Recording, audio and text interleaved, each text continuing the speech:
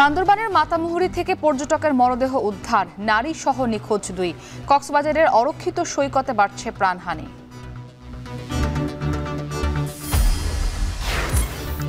নরসিংদীতে 2 গ্রামের বাসিন্দাদের সংঘর্ষে একজন নিহত, আহত অন্তত 10। মোটরসাইকেল ইজি বাইক সাইড দেয়া নিয়ে কথা কাটাকাটির জের।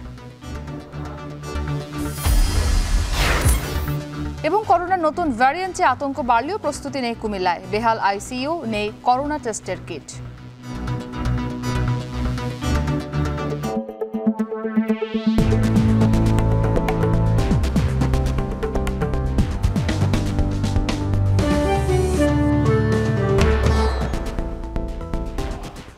স্বাগত এখন জনপদে। পুরো আয়োজন জুড়ে সাথে আছি আমি ইসরাত মুক্তি।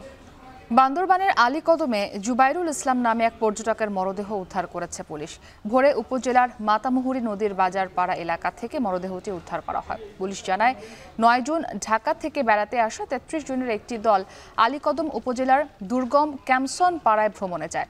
11 জুন আলীকদম ফিরে আসার সময় শামুক ঝিরিতে গোসল করতে যায় তারা। এ সময় জুবাইরুল সহ 2 পর্যটক নিখোঁজ হন। জুবাইরুলের মরদেহ পাওয়া গেলেও এখনও নারী সহ 2 জনের সন্ধান পায়নি পুলিশ।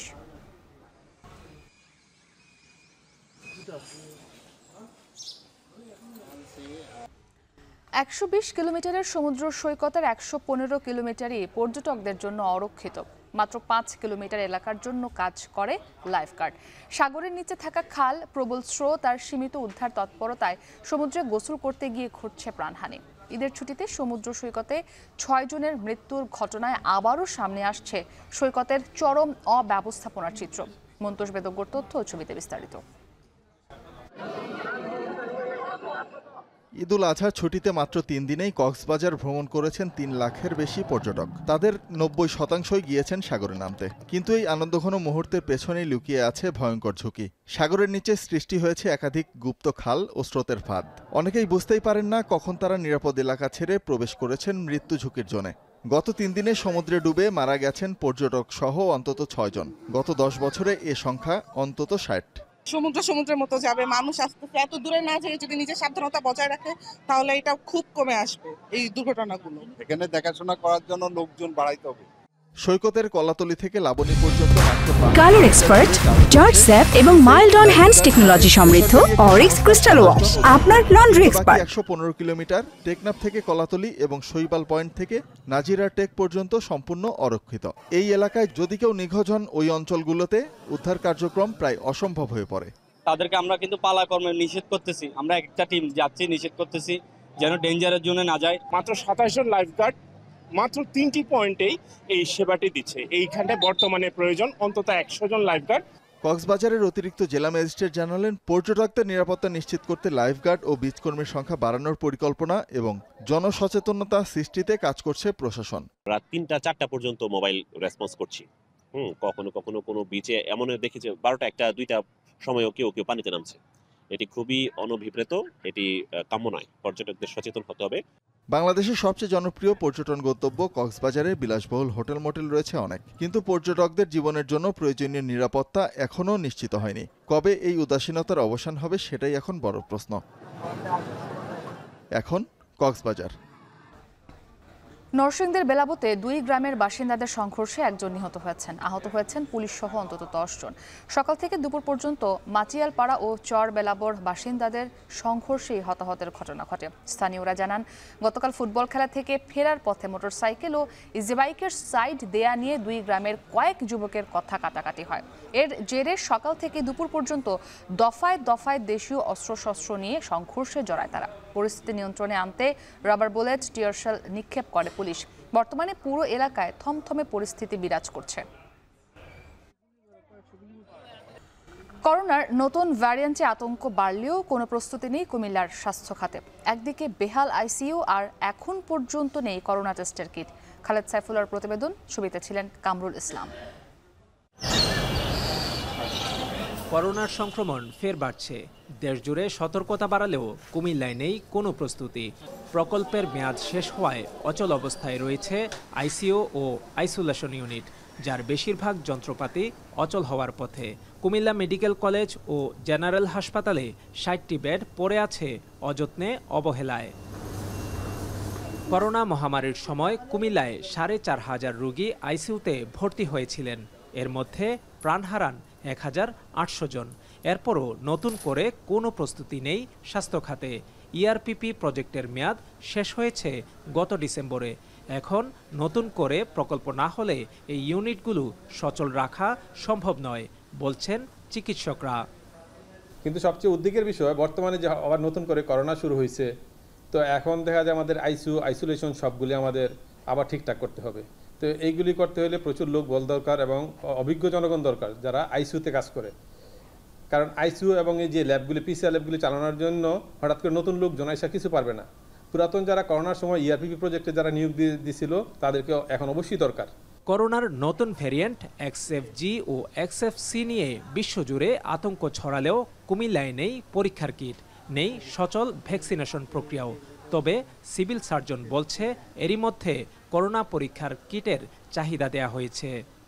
আমরা গতকালকেই আমাদের চাহিদা পাঠিয়েছি। আমরা আমাদের বিভিন্ন উপজেলা থেকে যে পরিমাণ টেস্ট করার জন্য করোনা কিট প্রয়োজন এবং আদার্স যেগুলো প্রয়োজন সেগুলো পাঠিয়েছি। আর আমাদের এইখানে ইতিমধ্যে কিছু ভ্যাকসিন এসেছে। এই ভ্যাকসিনগুলো আপাতত আমরা 65 ঊর্ধ্ব যারা আছে, 65 বছর বা তার বেশি প্রেগন্যান্ট ওমেন যারা আছে তাদেরকে দেব। করোনার নতুন ঢেউ কতটা ভয়াবহ হতে পারে তা এখনই বলা যাচ্ছে না।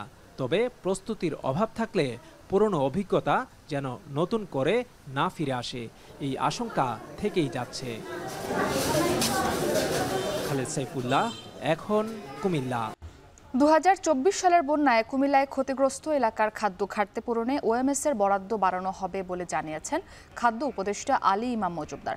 সকালে কুমিল্লা সার্কিট হাউসে জেলা প্রশাসক ও খাদ্য বিভাগের কর্মকর্তাদের সাথে বৈঠক শেষে সাংবাদিকদের প্রশ্নের জবাবে এ কথা জানান উপদেষ্টা। এ সময় ধর্মপুরের খাদ্য গুদামের জলাবদ্ধতা, কালিয়াজুড়িতে রেকর্ড রুমের জলাবদ্ধতা নিরসনে কাজ করা হবে বলেও জানান তিনি। এ বিষয়ে সংশ্লিষ্ট দফতরগুলোকে নির্দেশনা দেওয়া হয়েছে। সামগ্রিক সে ব্যাপারটা সিটি কর্পোরেশন করবে। সিটি কর্পোরেশনের একজন অফিসার এখানে ছিল, তাকে বলেছে সামগ্রিকভাবে একটা ইয়ে করতে। এছাড়া আমাদের বিরুদ্ধে জন্য বিচ্ছিন্নভাবে যেটা আপাতত করা হবে আর কি, যাতে কিছু রেজ করা হবে এবং উপরের যে টিনগুলি নষ্ট হয়ে গেছে এগুলিকে চেঞ্জ করে আমরা ইয়ে করবো। এই ব্যাপারটা এটা করা হয়েছে ভবিষ্যতে যাতে প্রকোপটা কমে যায় আর কি।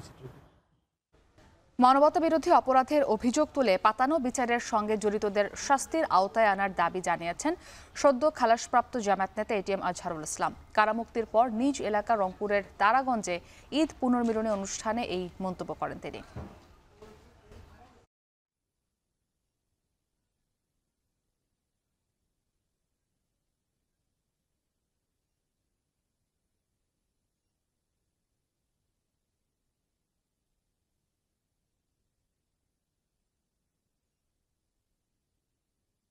যারা আজকে আমাদের বিরুদ্ধে অনেক কথা বল কল্প কাহিনী বানিয়েছেন, তারা আজকে চুপ মানে গেছেন। এটা শুধু আমার মুক্তির কারণেই, আমাদের এর আগে যাদের ফাঁসি দেওয়া হয়েছে পূর্ণাঙ্গ রায় বের হলে আমরা দেখতে পাবো তাদের ফাঁসিকেও অন্যায়ভাবে হত্যা করা হয়েছে তাদেরকে। এই হত্যাকাণ্ডের সাথে যারা যেখানে যেভাবেই জড়িত, আমি আপনাদের মাধ্যমে সরকারকে জানাতে চাই তাদেরকে আইনের আওতায় এনে শাস্তির বিধান করা হোক।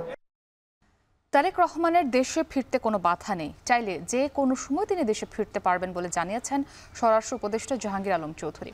সকাল 11টার দিকে গাজীপুরের শালনা হাইওয়ে থানা পরিদর্শন শেষে কথা বলেন তিনি। এ সময় তিনি আরও বলেন, ভারত থেকে যাদের পুশিন করা হচ্ছে তাদের অমানবিকভাবে ঠেলে দেওয়া হচ্ছে। ওনার তো দেশে ফেরার তো কোনো অসুবিধা নাই, উনি যে কোনো সময় ইচ্ছা, উনি বাংলাদেশের নাগরিক, যে কোনো সময় ইচ্ছা উনি দেশে ফিরতে পারবেন। ওনারা যেই সময় উনি যেই সময় উনি মনে করবেন উনি সেই সময় দেশে ফিরবেন। ফরেন অ্যাডভাইজারও আপনাদের বলছে, তারাও কিন্তু তাদের চিঠি দিচ্ছে যে আমাদের বাংলাদেশি নাগরিক যদি ওই অগদেশে থাকে আমরা অবশ্যই নিব, কিন্তু তারা একটা প্রপার চ্যানেলে আসতে হবে। নিয়ম হইল প্রপার চ্যানেলে। ওনারা করে নাকি এটা ফলো না করে এই জঙ্গলে রাস্তা দেখি জায়গায় না ওই সব জায়গায় গিয়ে করে, এটা একটু অমানবিক। আবারও সিলেট বিভাগের বিভিন্ন সীমান্ত দিয়ে 70 জনকে পুশিন করিয়েছে ভারতীয় সীমান্তরক্ষী বাহিনী বিএসএফ। বৃহস্পতিবার ভোর রাতে সিলেট ও সুনামগঞ্জের বিভিন্ন সীমান্ত দিয়ে এই পুশিনের ঘটনা ঘটে। বিজিবি জানায়, জৈন্তাপুর উপজেলার মোকামপুঞ্জি সীমান্ত এলাকা দিয়ে রাত ৩টার দিকে ৯ শিশু ও ৪ নারী সহ ১৭ জনকে পুশিন করে। এ সময় তাদেরকে আটক করে বিজিবি। এছাড়া একই উপজেলার মিনাচিলা সীমান্ত এলাকা দিয়ে পুশিনের সময় ১৪ জন নারী ও শিশু সহ আরও ২৩ জনকে আটক করে বিজিবি ৪৮ ব্যাটালিয়ন। আটককৃত সবাই লালমনিরহাট ও কুড়িগ্রাম জেলার বাসিন্দা বলে জানিয়েছে বিজিবি। এছাড়া সিলেটের কালাইরাগ সীমান্ত দিয়ে ১৩ জন ও সুনামগঞ্জের নোয়াকুচ বিওপি সীমান্ত দিয়ে ১৭ জনের পুশিনের ঘটনা ঘটেছে।